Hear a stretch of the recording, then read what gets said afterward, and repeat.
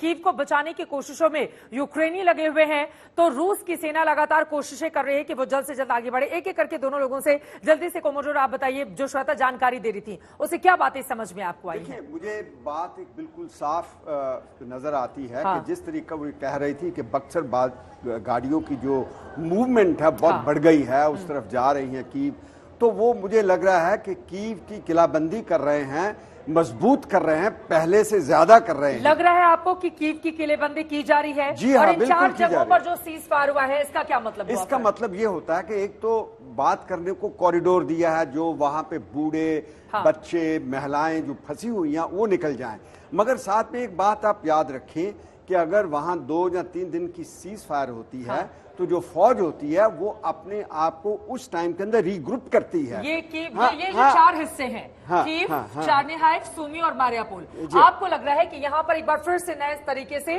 साने खुद को तैयार करेंगे? देखिए, ये कारकीव, सूमी और ये जो आप एरिया मारियापोल बता रहे हैं, वहां पे जो बम्बार्डमेंट रशिया कर रहा है उसका मैं कोई मतलब ज्यादा नहीं। श्वेता हमारे साथ जुड़ चुके हैं, आप उनसे कुछ सवाल भी पूछना चाह रहे थे। श्वेता आ चुकी है। श्वेता, मैं आपसे यही पूछना चाहता हूं कि जिस तरीके से आप बक्सरबंद गाड़ियां देख रहे हैं, जा रही हैं, क्या आपको लग रहा है कि कीव की अभी और किलाबंदी कर रहे हैं ये रशियन अटैक से, या रशियन पैरा ट्रूपर्स जो वहां उतरेंगे, जिसको ये लोग स्पेशल फोर्सेस कह रहे हैं, वो नीचे उतर के क्या कर सकते हैं, तो उसकी तैयारी में हैं ये हमारे कीव के लोग? मैं पूछना ये चाहता हूं, आप क्या देख रहे हैं कि इनके जो वेटरन, जो मिलिशिया, जो फौज के, जो बाहर से दूसरे देशों से लोग इनकी मदद के लिए रिटायर्ड वेटरन आए हुए हैं, क्या उनके आप कोई मोर्चाबंदी देखते हैं? श्वेता जी सर, देखिए, मोर्चेबंदी बढ़ी है, किलेबंदी बढ़ी है, शहर के बीचों बीच भी आपको बंकर्स का निर्माण दिखेगा, क्योंकि वो सोच रहे हैं कि अगर रूस अंदर घुस गया तो फिर उसके बाद उस लड़ाई में उन्हें उलझाना है। और हम लगातार इसकी चर्चा भी कर रहे हैं कि अगर एक शहर के भीतर ये लड़ाई पहुंच जाती है तो वहां पर फिर स्थिति किस तरीके की हो जाती है। तो इरपिन वाले इलाके में भी जो आप उन सोल्जर्स की, रूसी सोल्जर्स की जो बात कर रहे हैं, वहां की भी ये चीज है। और दूसरा, यहां पर भी इस तरह की खबरें हैं जिसकी वजह से केवल रूसी जासूस नहीं बल्कि उनकी भी धरपकड़ के लिए कि कहीं ऐसा तो नहीं, कहीं किसी गाड़ी में सवार होकर कहीं से कहीं तो नहीं जा रहे हैं। अगर ग्राउंड पर पहुंच गए तो क्या उन पर किसी तरीके से शिकंजा कस के उनको, ताकि वो, एक तो देखिए ना सर, जिस तरह से एक तो लिंकअप के प्रयास भी हो रहे हैं कि एक तरफ वो काफिला आ रहा है पूरा रूस का, और दूसरी तरफ ये जो कहा जा रहा है कि उनके स्पेशल सोल्जर्स ड्रॉप हुए हैं अलग अलग इलाकों में, तो किसी भी तरीके से अगर आप उन्हें जुड़ने देते हैं तो रणनीतिक तौर पर तो आप गए, उसके बाद मिलिटरीली आप गए। हालांकि एक सवाल मैं आपसे समझना चाहती हूं कि ये 4 दिन से कोई काफिला एक जगह पर क्यों खड़ा रहेगा? अगर सैटेलाइट की तस्वीरें इस बात की तस्दीक कर रही हैं कि वो अपनी जगह से हिला नहीं है, तो क्या आप इसमें रणनीति देख रहे हैं, या फिर आप वाकई देख रहे हैं कि रूस शायद उस काफिले के साथ वहां पर उत्तर के हिस्से में फंसा हुआ दिख रहा है आपको? देखिए, इसके अंदर 2-3 चीजें हो सकती है। पहली बात तो ये हो सकती है कि वहां का वेदर बहुत खराब है, क्योंकि काफिले ने वेदर से निकलना है। वेदर लड़ाई के अंदर बहुत इंपॉर्टेंट रोल प्ले करता है। एक तो ये हो सकता है।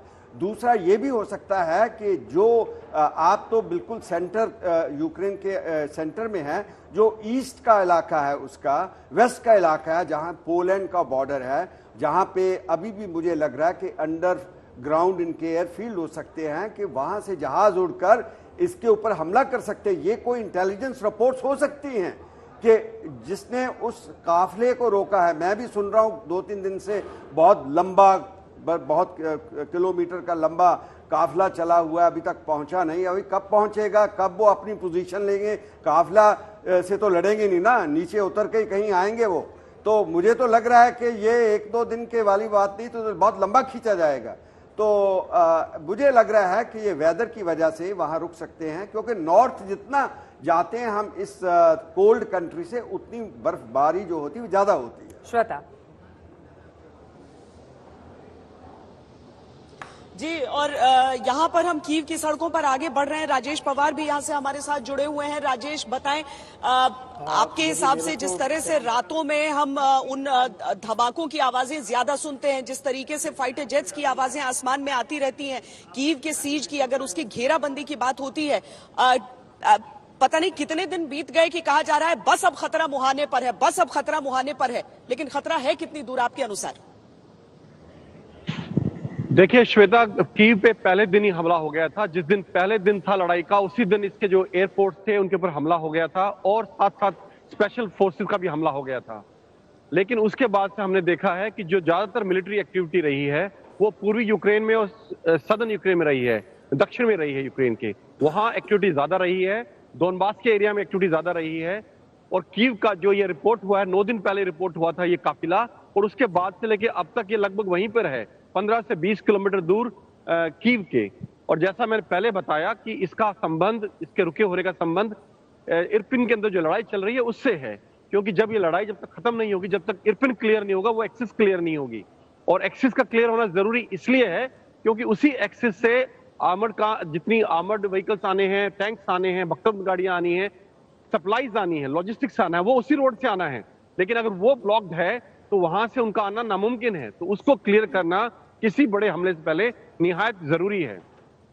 और जहां तक बाकी वेदर का सवाल है, देखिए जो इस एरिया में मार्च का जो मिड मार्च है वो तब तक का टाइम ठीक माना जाता है हमले के लिए, क्योंकि उसके बाद यहाँ ठंड से ताल्लुकात नहीं है, इसका ताल्लुकात है बर्फ के पिघलने से। क्योंकि जब बर्फ पिघलती है तो जमीन नरम पड़ जाती है, कीचड़ हो जाता है, जिसमें गाड़ियों की मूवमेंट, क्रॉस कंट्री मूवमेंट बहुत मुश्किल हो जाती है। और इसी के मद्देनजर अमेरिका ने भी शुरू में चेतावनी दी थी कि अगर हमला होगा तो 15 मार्च से पहले होगा, क्योंकि उसके बाद की वेदर यहाँ फिर स्प्रिंग शुरू हो जाता है, बसंत ऋतु शुरू हो जाती है और बर्फ पिघलने लगती है। और वो कारण है कि जब बख्तरबंद गाड़ियां और नॉर्मल गाड़ियां क्रॉस कंट्री मूवमेंट नहीं कर सकती।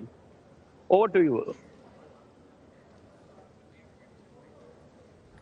जी, और ये कीव की सड़कों पर हम जो अपनी आंखों के सामने देख रहे हैं, हालांकि आज थोड़ी तस्वीरें हम आपको उस हिसाब से नहीं दिखा पा रहे हैं, लेकिन जिस तरीके से अवरोध हर जगह लगाए गए हैं, मोहसिन अगर आप दिखाएं ब्रिज को किस तरीके से ब्लॉक किया गया है, वो देखिए ब्रिजेस को किस तरीके से ब्लॉक किया गया है। ये नदियों के ऊपर लगते हुए इन ब्रिजेस को कम से कम इरपिन के इलाके में तोड़ने की कोशिश की गई, उस पर नियंत्रण की लड़ाई चली। लेकिन ये इलाका जहां पर जंग नहीं पहुंचा है, यहां पर भी ऐसा नहीं है कि अवरोध नहीं लगाए गए, यहां पर भी अवरोध लगाए गए हैं।